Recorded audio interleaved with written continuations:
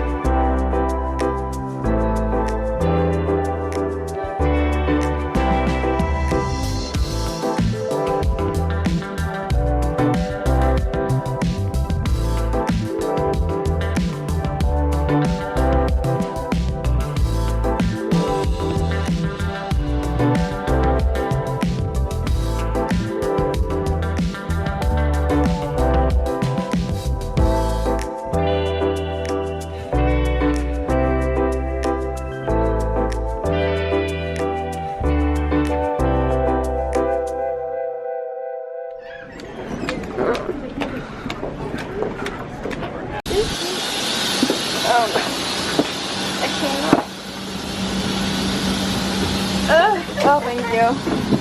Okay. Woo. I was like, no, I don't want to go.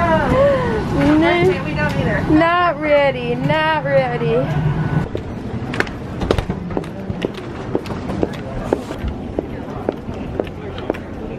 Just got done with a 2.5 hour sit in Charlotte. I went in the crew room and took a nap in the recliners. The flight this morning from Orlando went all right. We were on a 737. It was a full flight and we had 2 jump seaters. Now we are back on a 321 and looks like it's going to be another full flight down to Fort Lauderdale and a full flight back up to Charlotte. So I'm just tired today. I don't know. I think it's because I'm still battling these like sinuses or whatever I have going on.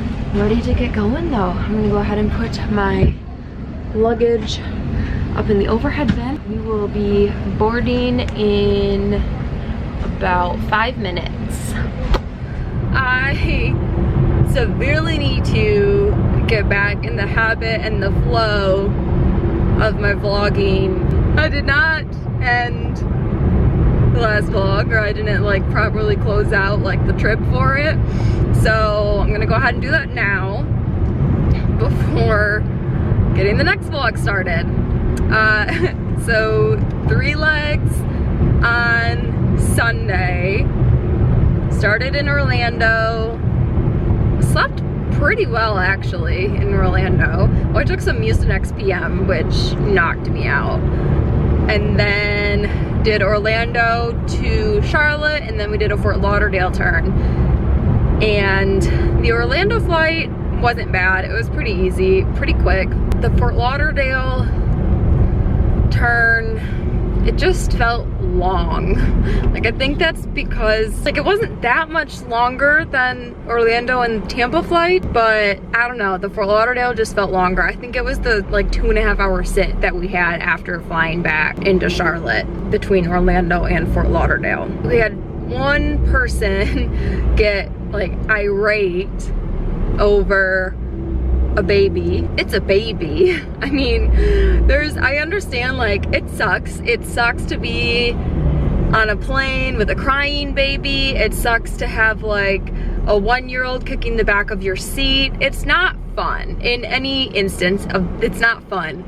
But any parent, I don't have kids, but I have friends that have kids, and I am a kid of parents myself. I did not just like pop into existence. My parents have told me that for the most part, I was a pretty well-behaved child. But even myself was prone to tantrums. Every child is prone to tantrums. And anybody who has been around a child for longer than like 30 minutes knows that children can't sit still for very long. Especially in a crowded situation like an airplane. As unfun as it is, it's one of those things where you just kind of have to practice your patience, maybe ask to be reseated. Don't yell at me that I need to reseat the baby and the parents because they're the ones that are causing the issue. So I reseated the woman because there was 2 empty seats. There was an aisle seat, which she was in an aisle seat, and then that middle seat was empty, and then there was somebody in the window, where currently there was somebody sitting right next to her. So I was like, ma'am, like I can move you right here. It was just 2 rows behind. I would have moved her further up if we had an empty seat. It was the best case scenario because now the baby was kicking an empty seat. That, and then every single flight we have at least one person be just obnoxious about the masks. Like, I don't mind having to remind people like once they're done eating or whatever, because everybody forgets, like it happens. You forget that it's off your face. But when you like throw an attitude at me or start muttering under your breath, that's when I have an issue. There's at least one person every flight that I could and should be writing up, but I just don't have the energy and I don't want to escalate things and be on TV. So picking and choosing my battles, but dear Lord, it would be very nice to have just one flight where somebody not just completely rude and obnoxious about the mask. Because y'all agree to it when you buy the ticket, you agree to it when you check in for the flight. Everybody's sick of the mask. We know it sucks, but it is what it is. And I'm just doing my job enforcing the federal mandate. So don't take it out on me. With that said, overall, it was a pretty good trip. It really wasn't bad. However, because I had a 4-day or a 4-leg one day, the day before this trip started, that was 10 flights in 3 days, and that triggered a migraine for me. I started to get an aura as we were landing into Charlotte Sunday night. I had pretty bad tunnel vision. It was not fun. I was very lightheaded. It wasn't good, which is typical for my aura. The migraine started to kick in about the time that I went to bed, and yesterday morning I woke up. I took my like acute medication for it, which is, you know, when the migraine hits, and it didn't really kill it completely. It was enough that I was pretty much in bed all day yesterday. So that was super fun. We are feeling much better today and headed in for another trip. So on that note, I will see y'all next time. Work hard, be kind, and spread really good vibes because the world needs it today. Okay, I love y'all. Goodbye.